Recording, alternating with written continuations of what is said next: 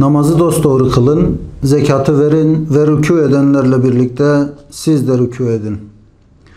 Dünya hayatının geçiciliği ve ebediyete namzet bir ruhun fani şeylerle tatmin olamayacağı gerçekliğinden hareketle inananlar olarak yönümüzü baki olana dönmeli ve onun rızası doğrultusunda bir hayat yaşamalıyız.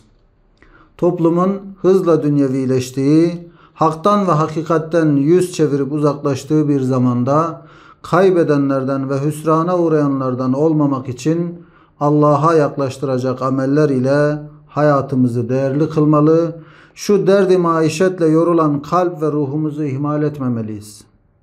O halde çözümü yüce kitabında "Vescud vakterib" secde et ve yaklaş buyurarak bizleri namaza çağıran Rabbimizin emrine uymaktan başka bir şeyde aramamalıyız.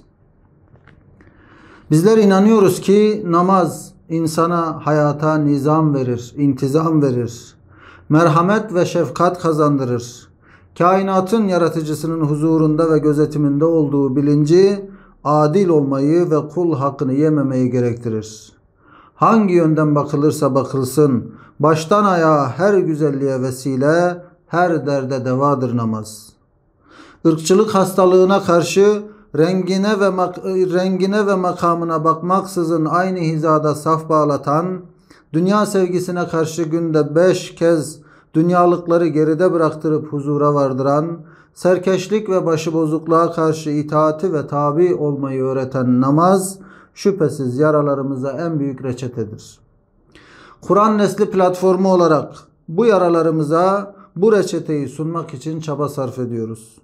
İstiyoruz ki ehli delalet suni gündemlerle bizi meşgul edip haktan uzaklaştırmak için çabalarken bizler de hak cephesini tahkim edelim, gündemimizi ve değerlerimizi istikamet üzere kılalım.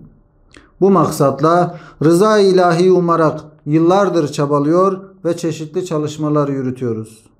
Bu çalışmalar içerisinde en önemlilerinden biri de hayat namazla güzeldir temasıyla 7-10 yaş arası çocuklara yönelik gerçekleştirdiğimiz namaz eğitim programı ve tamamlayıcı etkinlikleridir.